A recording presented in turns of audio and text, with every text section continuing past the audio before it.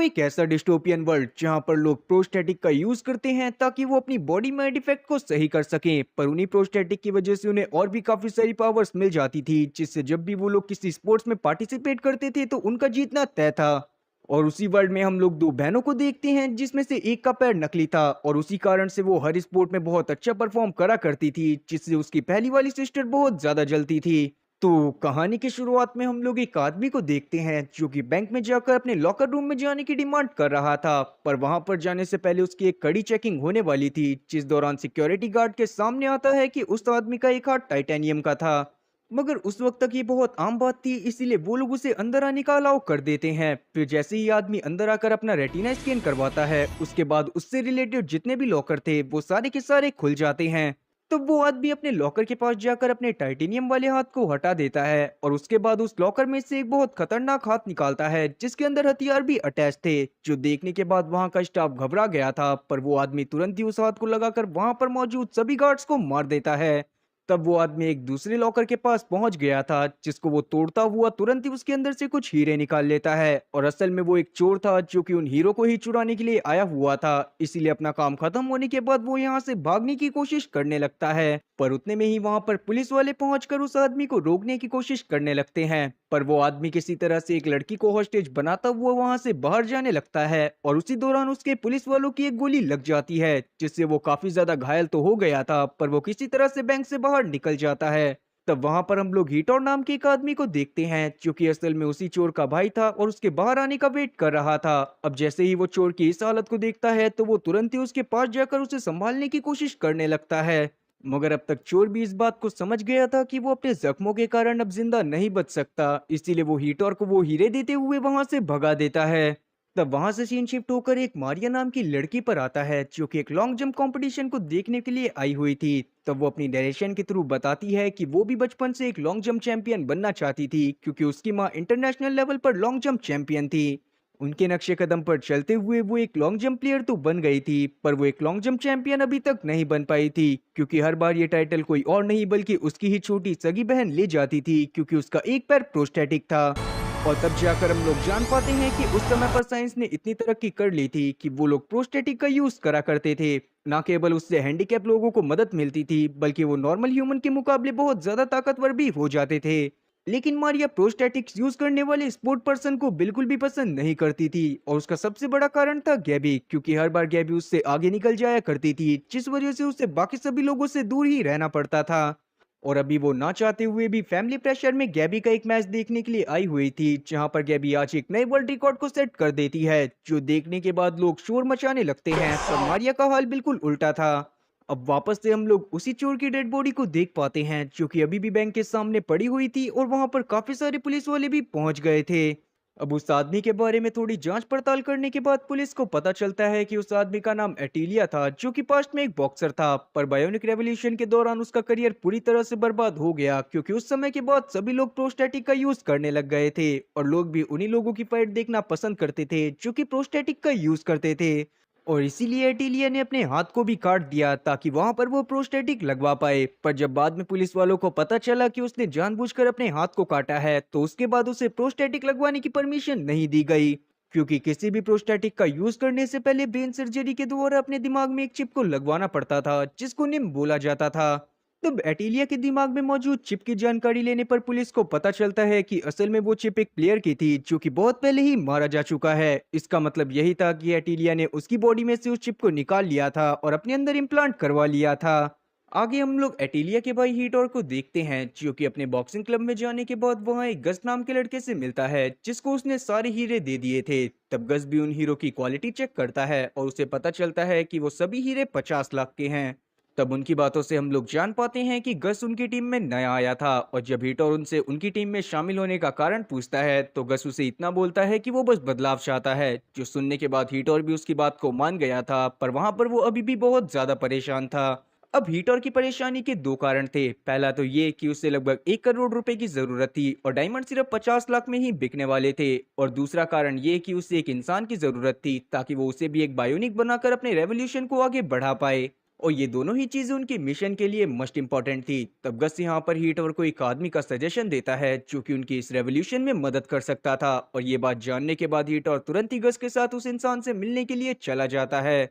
तब वो लोग एक वीरान पड़े स्टेडियम में पहुंच जाते हैं जहां पर मारिया अकेले ही रनिंग कर रही थी। तब वो गस को देखकर उसके पास आ जाती है, और तब जाकर उनकी बातों से हम लोग जान पाते हैं कि असल में मारिया और गस भाई बहन हैं और इन दोनों का रिश्ता बहुत ज्यादा अच्छा है। तब हम लोग गस के पास्ट सीन को भी देख पाते हैं जहां पर उसकी मॉम के जाने के बाद वो मारिया के काफी ज्यादा क्लोज था, और साथ ही मारिया और गैबी में हमेशा ही कंपटीशन हुआ करता था। पर जहां वो दोनों एथलीट बनना चाहती थी, गस हमेशा मोबाइल में ही घुसा रहता था। तब गस मारिया को अपनी मिशन के बारे में बताना चाहता था, मगर मारिया भी वापस से रनिंग करने के लिए चली जाती है और गस की बात पर ज्यादा ध्यान नहीं देती। और दूसरी तरफ हम लोग बायोना कंपनी को देख पाते हैं जहां पर सारे प्रोस्टेटिक को बनाया जाता था, और अभी वहां पर एक बहुत बड़ी मीटिंग चल रही थी। उस कंपनी के मालिक का नाम था डारियो, और वहां पर हम लोग रिकार्डो को भी देख पाते हैं जो कि असल में मारिया, गैबी और गस के पिता थे। तब उन लोगों की बातों से हम लोग जान पाते हैं कि असल में वो लोग किसी तरह से निम को अपडेट करने वाले हैं जिससे प्रोस्थेटिक की पावर 30% और ज्यादा बढ़ने वाली थी। अब जब वो इस बारे में गैबी की मैनेजर वोंडा को बताते हैं तो वोंडा बहुत ज्यादा खुश होती है, क्योंकि अगर प्रोस्थेटिक की पावर बढ़ने वाली थी तो इसका मतलब यही था कि गैबी आगे चलकर और भी नए वर्ल्ड रिकॉर्ड बना पाएगी। दूसरी तरफ हम लोग मारिया को देखते हैं जो कि जब अपनी रनिंग को खत्म कर लेती है तो वो हीटोर से मिलने के लिए चली जाती है, जहां पर हीटोर से बात करने के बाद उससे ये बात पता चलती है कि असल में हीटोर एक रेवोल्यूशन को लाना चाहता है, और उस रेवोल्यूशन को लाने के लिए हीटोर कुछ ऐसा करने वाला था जिससे बायोना कंपनी आगे चलकर किसी भी बायोनिक को बना ही ना पाए। जो जानने के बाद मारिया काफी ज्यादा शॉक होती है और हीटोर से इन सब का कारण पूछती है। और तब हीटर मारिया को एटिलिया के बारे में बताता है कि जब बायोनिक रेवोल्यूशन नहीं आया था तो उस समय पर एटिलिया अपनी पीक पर था, पर जैसे ही बायोनिक रेवोल्यूशन आ गया और लोगों ने प्रोस्टेटिक का यूज करना चालू कर दिया, तब उसके बाद से एटिलिया का करियर पूरी तरह से बर्बाद हो गया।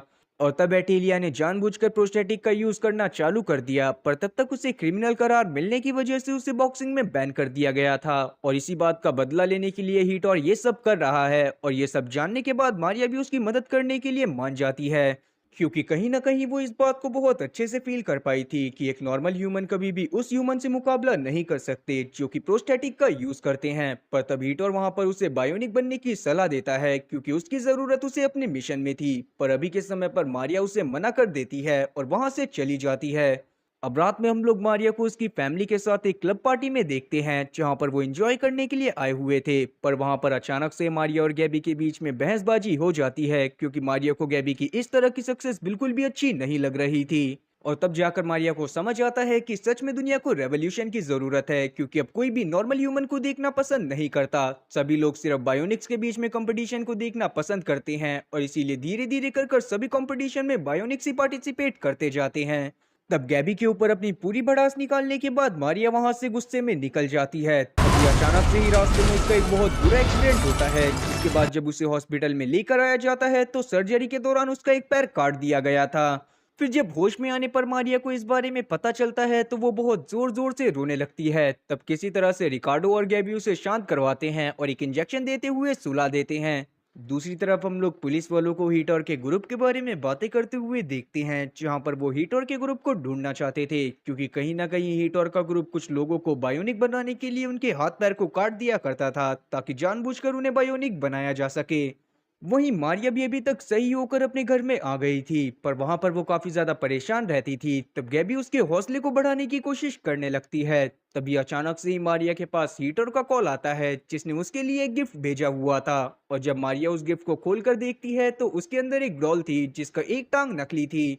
और तब मारिया समझ गई थी कि वो ऐसे लंगड़ी होकर तो पूरी जिंदगी नहीं बिता सकती, इसीलिए वो अगले दिन जाकर अपने दिमाग में एक निम को इम्प्लांट करवा लेती है, जिसके बाद वो भी अपने प्रोस्टेटिक को यूज करने लग गई थी। और अब अपने आप को इतने दिनों बाद दो पैरों पर खड़ा देखकर मारिया को बहुत ज्यादा खुशी होती है, जिसके अगले दिन से ही उसने अपनी ट्रेनिंग को वापस से चालू कर दिया था ताकि वो अपनी लॉन्ग जंप चैंपियनशिप को कंटिन्यू कर पाए। लेकिन ट्रेनिंग के दौरान वो अभी सही से जंप नहीं कर पा रही होती। तब उसका ट्रेनर उसे थोड़ा सा समझाता है, जिसके बाद मारिया अपने भाई से बात करती है, जिसको जब पता चलता है कि मारिया भी प्रोस्टेटिक का यूज करने लग गई है तब गस को काफी ज्यादा खुशी होती है। जिसके थोड़ी देर बाद वहां पर हीटर भी पहुंच गया था। तब वो मारिया के साथ जाकर रूम में इंटीमेट होता है और उससे बातें करते हुए उसे बताता है कि आज ही उन्हें अपने प्लान को अंजाम देना है। जो बात जानने के बाद मारिया भी इस बात के लिए मान जाती है, पर वो गस को इन सब से दूर रखने को बोलती है। फिर रात के समय में हम लोग बैंक का एक ट्रक देखते हैं जो कि काफी सारा कैश लेकर जा रहा था। तभी अचानक से ही वहां पर मारिया और हीटर पहुंच जाते हैं जिन्होंने मास्क लगाया हुआ था और वो तुरंत ही उस ट्रक का एक्सीडेंट करवा देते हैं। और अब जब ट्रक में से गार्ड्स निकल कर आते हैं तो हीटर ने कुछ गार्ड्स को जान से मार भी दिया था, जो देखने के बाद मारिया को बहुत ज्यादा बुरा लगता है, पर अभी वो कुछ भी नहीं कहती। जिसके बाद हीटर और मारिया उस ट्रक में से कुछ पैसे लेकर वापस से अपने बेस में आ जाते हैं। मगर आज जो भी हुआ था मारिया को वो बिल्कुल भी पसंद नहीं आता और वो हीटर से इन सब चीजों को रोकने को बोलती है। पर तब हीटर उसे समझाता है कि असल में उस गार्ड ने मारिया का चेहरा देख लिया था, इसीलिए ही हीटर ने उसकी जान ली। तभी वहां पर मारिया गस को भी नोटिस करती है, जिसे देखने के बाद उसे हीटर के ऊपर और ज्यादा गुस्सा आ रही थी, क्योंकि उसने हीटर से गस को इन सब चीजों से दूर रखने को बोला था। पर तब गस मारिया के पास आकर उसे बताता है कि वो खुद ही इस मिशन में शामिल होना चाहता था और ये प्लान भी उसी का था। और तब जाकर हमें हीटर के मेन प्लान के बारे में पता चलता है कि असल में हीटर ने ये पैसे इसीलिए चुराए हैं ताकि वो अपने पास 1 करोड़ रुपए जमा कर सके, जिनको वो कुछ हैकर्स को देने वाला था, जो कि उसे बताने वाले थे कि अगली निम की डिलीवरी कहां पर होने वाली थी। क्योंकि बायोना कंपनी को निम चिप कहीं और से इंपोर्ट करवानी पड़ती थी और उसे बनाने में भी बहुत ज्यादा रिसोर्सेज लगते थे, और अगर ये लोग उन निम चिप को ही चुरा लेते हैं तो आगे चलकर बायोना कंपनी किसी भी प्रोस्थेटिक को नहीं बना पाएगी। तब मारिया वहां पर से गस को लेकर निकलना चाहती थी, पर गस हीटर का साथ देना चाहता था, इसीलिए वो मारिया को वहां से भेज देता है। और दूसरी तरफ हम लोग बैंक के ट्रक के पास देख पाते हैं, जहां पर पुलिस वाले पहुंचने के बाद वहां पर एक घायल गार्ड से बात करने लगते हैं। और तब वो गार्ड भी पुलिस वालों को बता देता है कि उसके ऊपर जिन्होंने भी अटैक करा था उनमें से एक का पैर नकली था और वो एक लड़की थी। जो बात जानने के बाद पुलिस वालों को लगने लगता है कि हो सकता है कि ये मारिया हो, पर अभी वो किसी भी डिसीजन पर नहीं पहुंचते। दूसरी तरफ मारिया बहुत ज्यादा परेशान थी, क्योंकि वो कभी भी किसी की जान नहीं लेना चाहती थी। फिर जब वो स्विमिंग कर कर बाहर आती है तब उसकी बहन गैबी उसके पास आती है, जो कि उससे बातें करती हुई उसके प्रोस्थेटिक के एक्सपीरियंस के बारे में पूछने लगती है। तभी वहां पर उन दोनों के पिता रिकार्डो पहुंचकर उनको बताते हैं कि उन्होंने उन दोनों के बीच में एक कंपटीशन को अनाउंस करा है, क्योंकि अब दोनों ही लड़कियां बायोनिक हैं, जिससे एक फेयर कंपटीशन होगा और दोनों की ही एबिलिटीज को चेक करा जाएगा। साथ ही अब उस कंपटीशन को देखने के लिए काफी लोग आने वाले थे, जिससे मारिया का करियर भी बूस्ट हो जाता। जो बात जानने के बाद मारिया को तो बहुत ज्यादा खुशी होती है, पर गैबी इस बात से बिल्कुल भी खुश नहीं थी। जिसके बाद जब ये लोग अपनी ट्रेनिंग को चालू करते हैं तब उस दौरान मारिया और गैबी में बहुत जमकर लड़ाई होने लगती है। तब गस और एक पुलिस वाला भी उन दोनों को इस तरह से लड़ाई करते हुए देख रहे थे। तभी अचानक से ही उस पुलिस वाले की नजर गस के हाथ पर जाती है, जिस पर हीटर के ग्रुप का टैटू बना हुआ था। पर अभी के समय पर वो दोनों तुरंत ही गैबी और मारिया को शांत करवाने के लिए जाते हैं, जहां पर गैबी से लड़ाई करते हुए ही मारिया ने पुलिस वाले की लात मार दी थी। साथ ही मारिया को इस बात से फर्क भी नहीं पड़ता, क्योंकि जब से उसका एक्सीडेंट हुआ था तब से वो पुलिस वालों से बहुत ज्यादा नफरत करती थी, क्योंकि पुलिस वाले अभी तक भी उस आदमी को नहीं ढूंढ पाए थे जिसने मारिया का एक्सीडेंट करा था। अब मारिया के वहां से जाने के बाद पुलिस वाला रिकार्डो और गैबी को साइड में ले जाकर बताता है कि असल में मारिया का जिस कार से एक्सीडेंट हुआ था उसका मालिक तो बहुत पहले ही मारा जा चुका है। साथ ही मारिया के एक्सीडेंट के बारे में एक बात और अजीब थी कि उसका एक्सीडेंट होने से पहले ही पुलिस स्टेशन में कॉल आ गया था कि उसका एक्सीडेंट होने वाला है और पुलिस वालों को वहां पर भेज दिया जाए। इसका मतलब यही था कि उसका एक्सीडेंट किसी ने जानबूझकर करवाया था, पर वो नहीं चाहता था कि मारिया मारी जाए। तब पुलिस वाला वहां पर रिकार्डो से गस और हीटर के कनेक्शन के बारे में भी पूछना चाहता था, पर अचानक से ही वहां पर गस पहुंच जाता है, जिसे जब सब पता चलता है तो वो तुरंत ही रिकार्डो और गैबी को वहां से लेकर चला जाता है। तब अगले दिन गस हीटर को कॉल कर कर बता देता है कि पुलिस वाले मारिया से पूछताछ करने के लिए आए थे और वो हीटर के बारे में पता करना चाहते थे। तभी हम लोग गैबी को भी देख पाते हैं, जिसने गस की सारी बातें सुन ली थी और वो समझ गई थी कि गस और मारिया का हीटर के साथ कोई ना कोई कनेक्शन जरूर है। और तब गैबी पुलिस वालों से तुरंत ही वो रिकॉर्डिंग मंगाती है जिसमें मारिया के एक्सीडेंट के बारे में खबर दी गई थी। और जब वो उस रिकॉर्डिंग को ध्यान से सुनती है तो उसे पता चलता है कि बैकग्राउंड में इटालियन ओपेरा चल रहा था, जो कि मारिया ही सुनती थी, और इसका मतलब यही था कि मारिया ने जानबूझकर अपना एक्सीडेंट करवाया था। जो जानने के बाद गैबी काफी ज्यादा शॉक थी। तब कंपटीशन वाले दिन हम लोग देखते हैं कि गैबी मारिया का घमंड तोड़ने के लिए एक बहुत लंबी छलांग मारती है और अपना पुराना रिकॉर्ड भी तोड़ देती है। लेकिन मारिया, जो कि जब नॉर्मल ह्यूमन थी तब भी वो बहुत ज्यादा प्रैक्टिस करती थी, वो बहुत आराम से इस बार गैबी के रिकॉर्ड को तोड़ देती है, जो देखने के बाद सभी लोग पागल हो गए थे। पर गैबी को इससे बिल्कुल भी अच्छा नहीं लगता, इसीलिए वो सेकंड राउंड के दौरान एक और बहुत लंबी छलांग मारती है और मारिया के रिकॉर्ड को तोड़ देती है। पर मारिया इस बार वापस से उसे इस राउंड में हरा देती है और तीसरे राउंड की शुरुआत में गैबी की हालत बहुत ज्यादा खराब हो गई थी। इसीलिए वो जंप करने के बाद बैलेंस को मेंटेन नहीं कर पाती और मुंह के बल जाकर गिर जाती है, जिससे उसको बहुत ज्यादा चोट आई थी और सभी लोग बहुत ज्यादा परेशान हो गए थे। मारिया को भी इस बात से बिल्कुल भी खुशी नहीं होती और वो अपने पिता के ऊपर चिल्लाने लगती है। और अपने पिता के ऊपर वो इसीलिए चिल्ला रही थी क्योंकि उसके पिता ने ही उन दोनों के बीच में कंपटीशन अनाउंस करवाया था। पर तब उसके पिता उसे बताते हैं कि उन्होंने ये सब अच्छे इंटेंशन से करा था। जिसके बाद जब मारिया गैबी से मिलने के लिए चाहती है तो वो गैबी से बहुत अच्छे से बात करती है। मगर गैबी मारिया को देखने के बाद बिल्कुल भी खुश नहीं थी और जब मारिया उससे सारी सच्चाई पूछती है तब गैबी उसे बता देती है कि मारिया ने जानबूझकर अपना एक्सीडेंट करवाया था। पर इस बात को सुनने के बाद मारिया बहुत ज्यादा शॉक होती है और जब वो रिकॉर्डिंग को सुनती है तब वो गैबी को बताती है कि उसने जानबूझकर कुछ भी नहीं करा। और तब जाकर मारिया समझ जाती है कि उसका एक्सीडेंट किसी और ने नहीं बल्कि हीटोर ने करवाया था। और ये बात समझने के बाद उसे हीटोर के ऊपर बहुत ज्यादा गुस्सा आती है और वो डिसाइड करती है कि वो हीटोर से इस बारे में बात करेगी। खैर अब तक हीटोर के पास भी उस जगह की इंफॉर्मेशन आ गई थी जहां पर डायरो निम की डिलीवरी लेने के लिए जाने वाला था। इसीलिए वो तुरंत ही मारिया के पास आता है और उसके साथ एक प्लान बनाने की कोशिश करने लगता है। मगर मारिया जो कि इस बात को जान गई थी कि हीटोर ने जानबूझकर उसका एक्सीडेंट करवाया था, वो हीटोर को भला बुरा बोलने लगती है। तब हीटोर उसके बाल पकड़ता है और उसे बोलता है कि अभी के टाइम पर जो तुम्हें फेम मिला है वो हीटोर की वजह से ही मिला है। मगर अब मारिया उसकी कोई भी मदद करने से साफ इनकार कर देती है और अपने घर में चली जाती है। जहाँ पर जाने के बाद जब वो अपने पानी को पीती है तभी अचानक से ही उसे कुछ हो जाता है, जिसके बाद वो हिल भी नहीं पा रही थी। और तब जाकर हम लोग जान पाते हैं कि हीटोर ने ये सब गस्ट की मदद से करवाया था, क्योंकि उसने उसको धमकी दी थी कि अगर वो ये सब नहीं करेगा तो वो लोग उसके घर में घुसकर उसके पिता को जान से मार देंगे। जिसके बाद हीटोर के सारी साथी वहां पर आकर मारिया के घर वालों को बंदी बना लेते हैं और मारिया को धमकाती हैं कि अगर वो उनकी मदद नहीं करेगी तो वो लोग उसके परिवार वालों को जान से मार देंगे। और अब ना चाहते हुए भी मारिया को उनकी मदद करने के लिए मानना पड़ता है। अब जिस दिन निम की डिलीवरी होने वाली थी उस दिन हीटोर मारिया को लेकर एक बहुत बड़ी बिल्डिंग में जाता है जो कि बायोना कंपनी के बगल में थी। और उस वक्त मारिया का मिशन यही था कि उसे उस बड़ी बिल्डिंग से बायोना कंपनी की बिल्डिंग में जंप करना है, जहां पर से उसे निम का ब्रीफकेस चुरा लेना है। और क्योंकि मारिया एक लॉन्ग जंप एथलीट थी इसीलिए वो बहुत आराम से उस बड़ी बिल्डिंग से दूसरी बिल्डिंग में पहुंच जाती है, जहां पर जाने के बाद उसने सभी लोगों को मारते हुए वो ब्रीफकेस चुरा लिया था। जिसको लेने के बाद वो एक गाड़ी में बैठती है और वहां से निकलने की कोशिश करने लगती है। तब रास्ते में उसे हीटोर की बाइक दिखाई देती है जो कि उसकी तरफ आ रही थी, जो देखने के बाद मारिया को बहुत ज्यादा गुस्सा आती है और वो हीटोर की बाइक का एक्सीडेंट कर देती है। पर जब वो नीचे उतरती है तो उसे पता चलता है कि हीटोर की बाइक को गश चला रहा था जो कि अब मर जाता है। और ये सब देखने के बाद मारिया को बहुत ज्यादा दुख होता है, क्योंकि उसने कभी भी नहीं सोचा था कि हीटोर उन चिप्स को लेने के लिए गश का यूज करेगा। तभी उसके सामने हीटोर भी अपने साथियों के साथ आ जाता है, जो देखने के बाद मारिया उसकी तरफ अटैक करने के लिए आगे बढ़ती है। पर तब हीटोर उसे बेहोश कर देता है और सीन आता है वापस से बायोना कंपनी में, जहां पर पुलिस वाले डायरो के पास पहुंच गए थे। अब क्योंकि अब तक डायरो को भी सब कुछ पता चल गया था इसीलिए वो तुरंत ही पुलिस वालों से जल्दी मारिया को ढूंढने के लिए बोलने लगता है। और दूसरी तरफ हम लोग मारिया को देखते हैं, जिसकी जब आंख खुलती है तो उसके बगल में उसकी बहन गैबी बंधी हुई थी।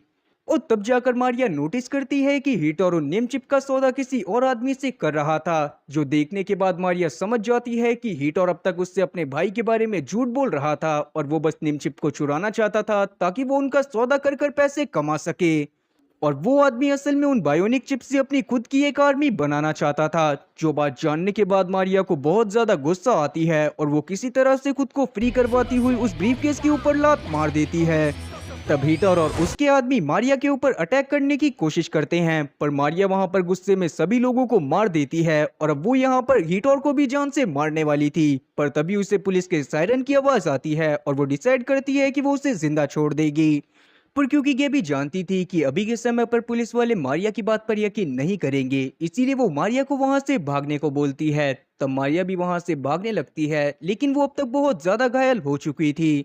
तो वो छत से भागते हुए एक नेट पर फंस जाती है और पुलिस वाले उसकी मदद करने के लिए आगे आते हैं। पर क्योंकि मारिया जानती थी कि पुलिस वाले उसकी बात पर भरोसा नहीं करेंगे, इसीलिए वो अपने प्रोस्टेटिक लेग को निकाल देती है, जिससे वो जमीन पर जाकर गिर गई थी। और अब पुलिस वाले उसके पास नीचे जा पाते उसी बीच हम लोग गैबी को देखते हैं, जो कि तुरंत ही मारिया के पास आकर उसे एक गाड़ी में बिठाती हुई वहां से भाग जाती है। वहीं हम लोग डायरो को देखते हैं जिसने गस की बॉडी को अपने पास मंगवा लिया था और वो उसके साथ कुछ कर रहा था, जिसके साथ ही सीन 6 महीने आगे आता है जहां पर हम लोग देख पाते हैं कि पुलिस वालों ने अब मारिया और गैबी की तलाश करना बंद कर दिया है, पर अभी भी वो लोग फरार हैं। इसके बाद हमें मारिया और गैबी को दिखाया जाता है जिन्होंने अपनी मॉम के नाम से एक जिम खोल ली थी और वहां पर वो लोग बच्चों को ट्रेन करा करते थे जो कि बायोनिक थे। तब वहां पर डायरो उनसे मिलने के लिए आता है जो कि उनकी लोकेशन के बारे में जानता था और उनको बहुत ज्यादा सपोर्ट भी करता था, और उसे इस बात का भी दुख नहीं था कि मारिया ने उसकी कंपनी में चोरी करने की कोशिश करी थी, क्योंकि वो इस बात को भी जानता था कि मारिया ने वो सब मजबूरी में करा था। तब वो इन दोनों को गस से मिलवाता है जिसकी बॉडी को उसने सही टाइम पर मंगवा लिया था और उसके ब्रेन को डेड होने से पहले उसको एक साइबॉग बना दिया था, जिससे गस अभी भी जिंदा था पर वो एक साइबॉग के रूप में। और इसी के साथ ये मूवी यहीं पर खत्म होती है। तो उम्मीद है कि एक्सप्लेनेशन अच्छी लगी होगी। अगर एक्सप्लेनेशन अच्छी लगी हो तो चैनल को सब्सक्राइब करना और बेल नोटिफिकेशन को ऑल पर सेलेक्ट करना और वीडियो को भी लाइक करना। मैं ऐसी और मजेदार एक्सप्लेनेशन वीडियोस लाता रहूंगा। खैर तब तक के लिए टाटा और गुड बाय।